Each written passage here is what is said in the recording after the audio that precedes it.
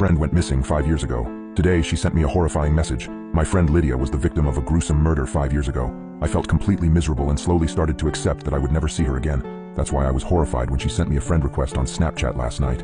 I thought it was just a glitch, but I never could have guessed that this notification would ruin my life forever. Lydia and I were part of a massive friend group, and one of our classmates, Lucas, soon became a part of it too.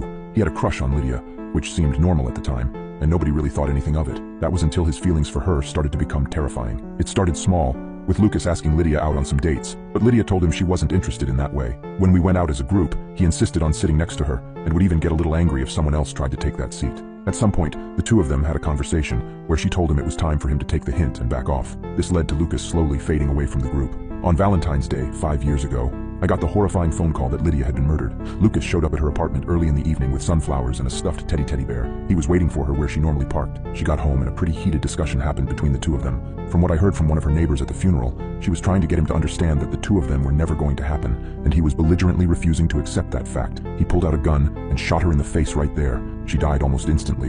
The next few months were a blur.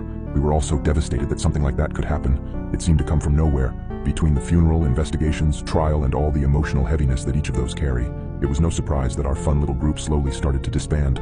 Lucas is now in jail serving a life sentence for first-degree murder.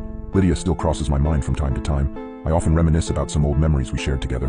Last night I was hanging out with some friends when I got a horrifying notification on my phone. "Lydia has sent you a friend request on Snapchat." My stomach dropped. I stared at my screen for what felt like an eternity. My screen dimmed, and I looked up and one of my buddies asked if everything was okay.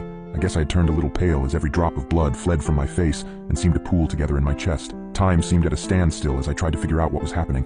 "Oh yeah," I finally responded. "I'm fine. It's just the coffee." I got up and went to the bathroom to relieve myself and splash a little water on my face. The initial shock of seeing her name on my phone wore off, and I started to think clearly. I thought that the only logical explanation was that the phone company reassigned her number and that this new person had joined Snapchat for the first time. I washed my hands, and with it, the initial terror I felt waned. But there was still this nagging feeling in the back of my mind and pit of my stomach. Must be the coffee, I told myself on the drive home.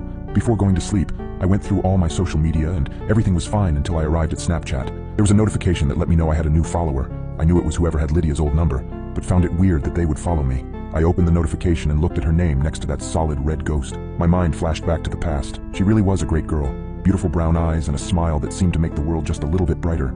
I really did miss her. I tapped on the notification mainly because I hate having any unread notifications on my phone. My dog exhaled in exasperation and jumped off the bed. I heard her scurry to her cage a little bit faster than she normally does when she's ready to sleep in there. She started panting pretty heavily. I turned to my left to look in the direction of her cage. She made this weird, whiny growl noise that I've never really heard her make before, and continued to pant as though she had just come in from outside. My phone screen dimmed, and I